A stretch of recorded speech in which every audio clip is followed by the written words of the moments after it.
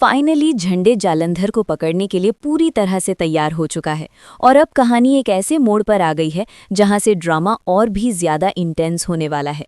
Serial तुम से तुम तक के आने वाले ट्रैक में आप सभी को हाई वोल्टेज ड्रामा देखने को मिलने वाला है, क्योंकि अब सच धीरे धीरे सबके सामने आने लगा है। जब शर्मा जी और पुष्पा जी वापस घर लौटते हैं तो उनके चेहरे पर चिंता साफ नजर आती है। वे तुरंत जालंधर को मिलने के लिए बुलाते हैं और उससे पहले ही घर वालों को बताते हैं कि उनके साथ मंदिर के बाहर क्या हुआ था। वे बताते हैं कि कुल देवी के मंदिर के बाहर एक अनजान आदमी उनसे मिला, जिसने बहुत ही चौंकाने वाली बात कही। उस आदमी ने दावा किया कि आर्यवर्धन अन्नू को धोखा देने वाला है और ये शादी नहीं होनी चाहिए। ये बात सुनकर सभी के होश उड़ जाते हैं।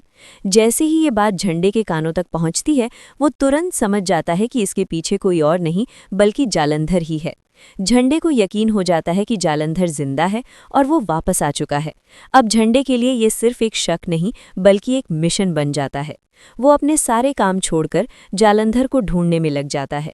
झंडे पुलिस की मदद लेता है और पूरी रणनीति के साथ जालंधर की तलाश शुरू करता है। काफी कोशिशों के बाद आखिरकार वो जालंधर तक पहुंच ही जाता है। एक दमदार सीन में झंडे जालंधर को पकड़ लेता है और बिना समय गवाए उसे पुलिस के हवाले कर देता है। इसके बाद जालंधर को उम्र कैद की सजा सुनाई जाती है। इस तरह जालंधर का चैप्टर लगभग खत्म होता हुआ नजर आता है और दर्शकों को राहत मिलती है। लेकिन कहानी यहीं खत्म नहीं होती। दूसरी तरफ अन्नू की मासूमियत और उसका सच्चा प्यार एक बेहद प्यारे सीन में सामने आता है। दरअसल रघुपति की वजह से अन्नू का टिफिन गिर जाता है, जिससे वो आर्य के लिए कुछ खास नहीं ले जा पाती। फिर भी वो हार नहीं मानती और सत्तू लेकर आर्य के पास पहुंचती है।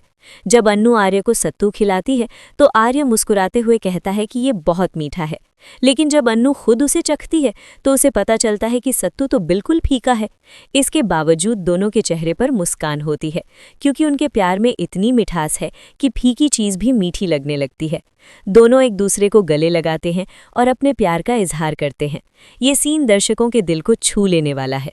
अब कहानी आगे बढ़ती है शादी के ट्रैक की तरफ, जहां सब कुछ खुशियों से भरा होना चाहिए, लेकिन यहां एक नई मुसीबत खड़ी हो जाती है। ये मुसीबत है मीरा, जिसे हर्षवर्धन ने शादी की पूरी प्लानिंग और डेकोरेशन का जिम्मा दिया है। पहली नज़र में ये एक सामान्य फैसला लगता है, लेकिन इसके पीछे एक गहरी साजिश छिपी हुई है। मीरा का असली इरादा कुछ और ही है। वो इस मौके का फ़ायदा उठाकर अन्नू की ज़िंदगी में परेशानियां खड़ी करना चाहती है।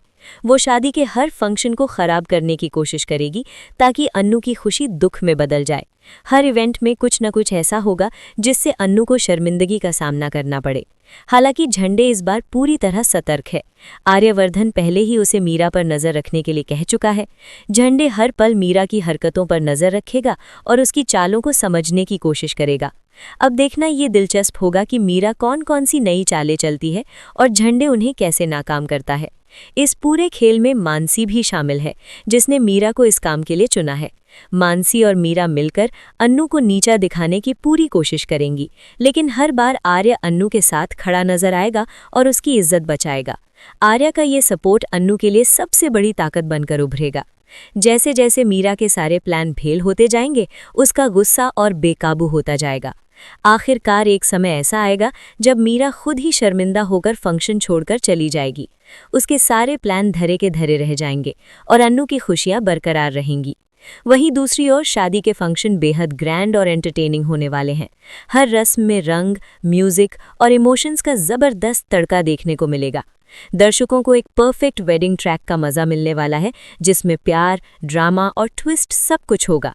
कुल मिलाकर आने वाला ट्रैक काफ़ी धमाकेदार होने वाला है, जहां एक तरफ विलन का अंत होगा और दूसरी तरफ प्यार की जीत। तो आप कितने एक्साइटेड हैं आर्या और अन्नू की इस ग्रैंड वेडिंग के लिए? हमें ज़रूर बताएं और ऐसे ही लेटेस्ट अपडेट्स के लिए देखते रहिए तुमसे तुम तक।